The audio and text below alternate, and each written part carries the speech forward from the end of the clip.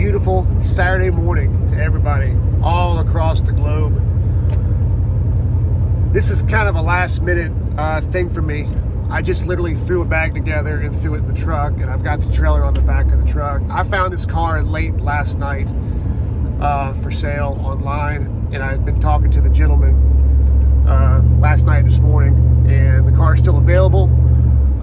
It's absolutely breathtaking weather today. It's 48 degrees, not necessarily warm, feels good, not a cloud in the sky, and we're going to Tennessee. So, two of my favorite things on planet Earth are going to Tennessee and looking at old cars. So, today's car is a tad bit out of my realm of normalcy, if you guys follow me and what I do. But I have always had a deep love for these cars. I've owned two in the past, and I've kind of had a craving, like a pregnant girl wanting a pickle sandwich craving for one of these cars again. And I've been watching the market slowly start to come up on them, and I've been predicting an upturn in the market on these things for years now, and I'm starting to see it. And this thing's priced right. I like the way it looks by the pictures.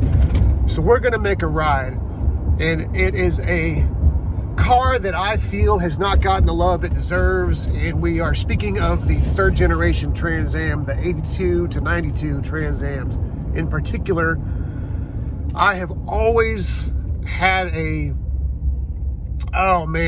curiosity about these things. It's the 87 to, in my particular scenario, 1990 GTAs, but they made them until 92, the last production year of the third gen the GTA was built. I've had two black ones over the years, and like a dummy, I sold both of them, and I've kind of wanted another one. And I found this car. It's a white one. It's white with a gray cloth interior. It's a 5.7 hardtop. So the subject of today's shenanigans is we're going to go look at this car. I'm going to tell you, if you think you might want a GTA, how to tell if it's a fake one or a real one, because these things got copied a lot in the 90s. So there's a lot of fake ones running around. There's still quite a bit of real ones running around. I'm trying to find one that's kind of unmolested, and I think this is the car. I'm feeling good about it. So we're going to go all the way up into Tennessee today. I might spend the night in Gatlinburg, so that's a whole other realm of opportunities with fun. But stay tuned. Go get some gas. Go get me a drink. We're going to head up the highway, and I'm going to show you how to find a fake or find a real one. I think this car is real. Stay tuned.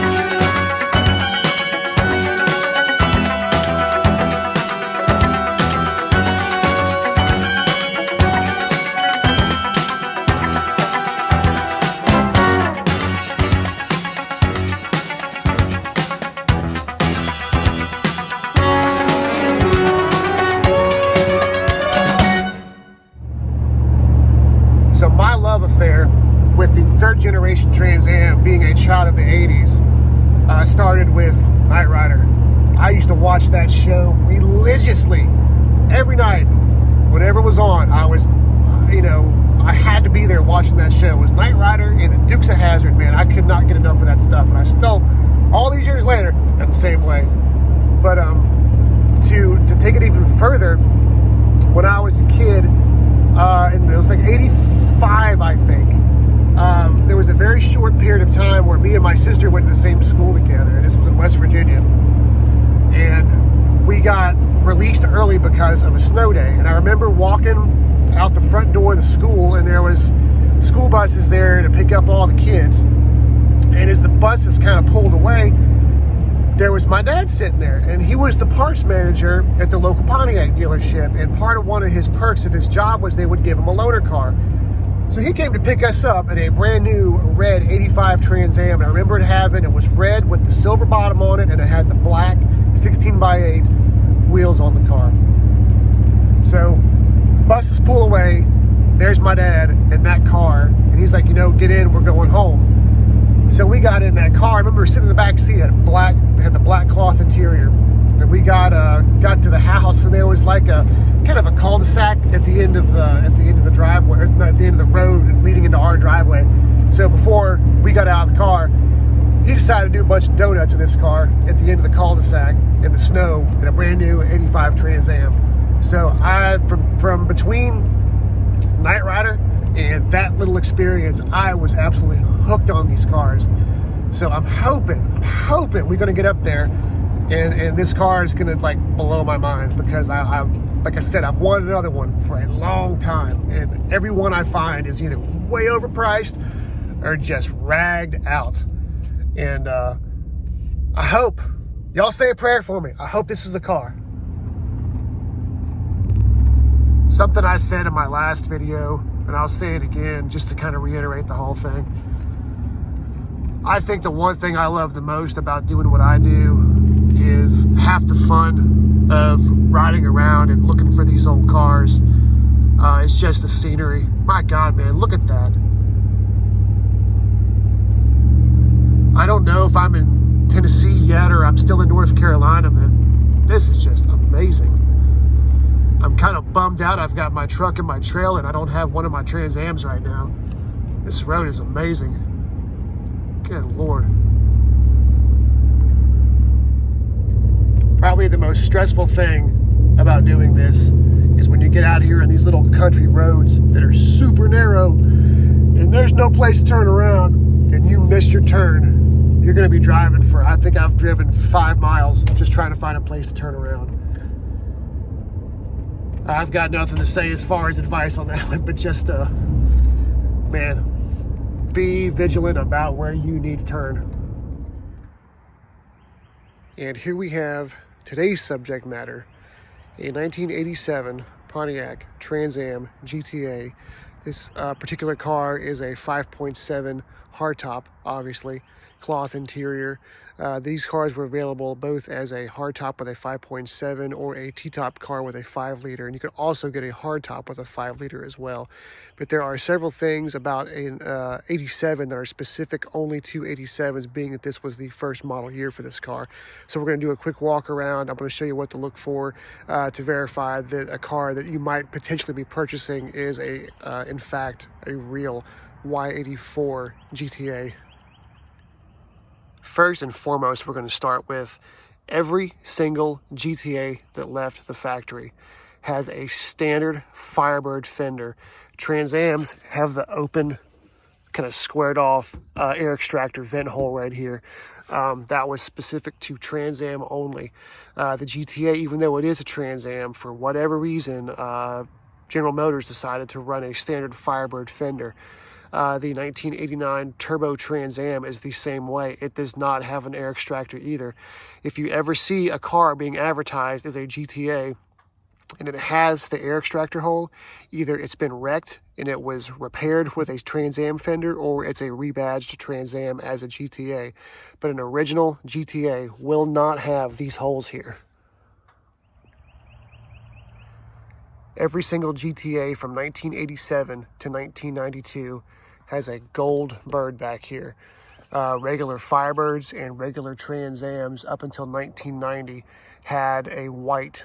All what is gold here would be white on a regular Firebird or a regular Trans Am. The Turbo Trans Am in 1989 actually has a solid white bird with a gold border, and it also says Turbo Trans Am across the bottom right there. Now in 91 and 92, a standard Firebird or Trans Am is going to have a red bird, but the gold will still remain in a GTA for 91 to 92. The gold-laced 16x8 WS6 wheels are specific to GTA. The GNX and other Trans Ams used gray and black wheels, but every single GTA ever built left the factory with a gold-laced 16x8 wheel. Now, there is a specific offset to the front and the rear, and apparently the previous owner on this car got the wheels backwards. But if you look here, you have a very deep offset right there. This is actually a front wheel. It's been mounted on the back of the car. Front wheels have the deep offset.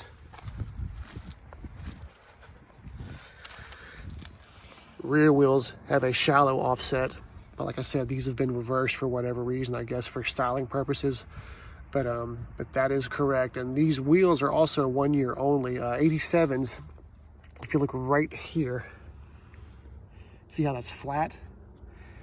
87s are flat. 88, 90, 91s, 89s, they all have like a little indentation right here. So it's kind of a good sign to me that this car still has the original wheels on it.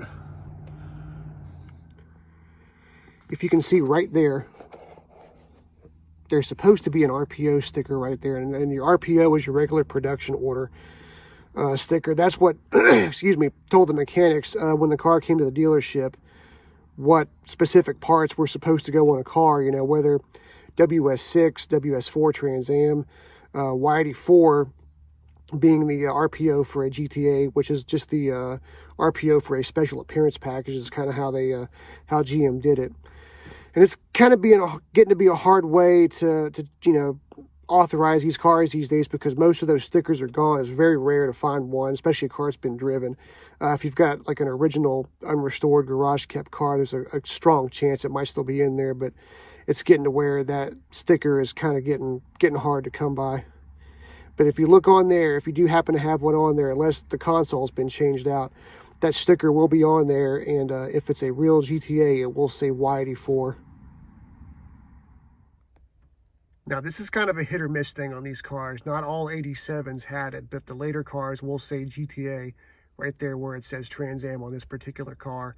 I'm not sure exactly why an 87, if someone knows, put it down in the comments.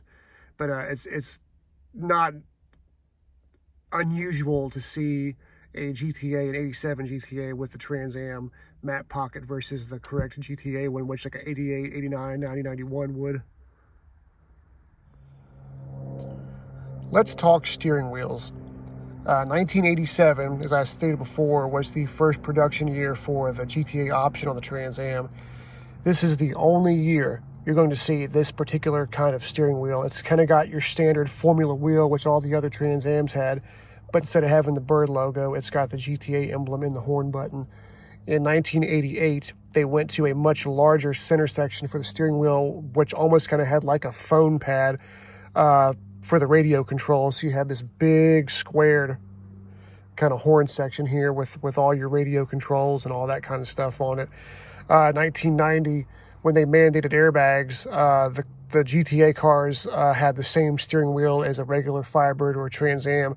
So it's just going to have one large section here for an airbag. That's 90, 91, 92 is all going to have the airbag setup. But like I said, this is specific to an 87 GT only is going to have this particular horn button. So this is correct for this car.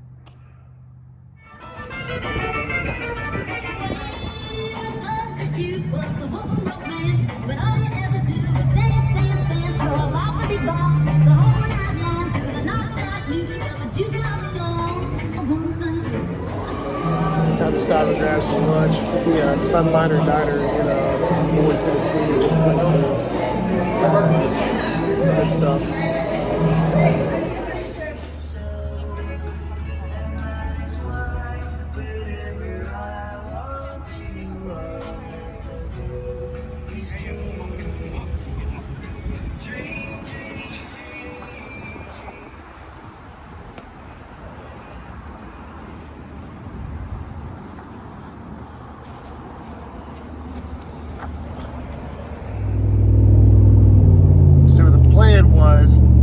I was going to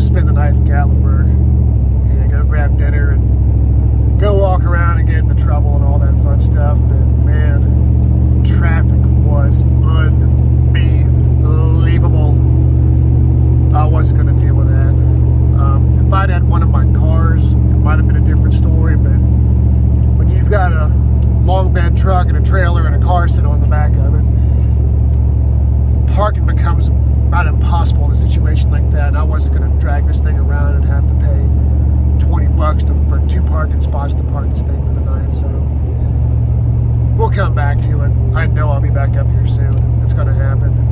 It's inevitable. But next go around, I still had fun. Today was still killer. Got a badass car. I'm very happy with this thing. But gonna spend the night in my bed. Oh yeah. At least I know I got cold beer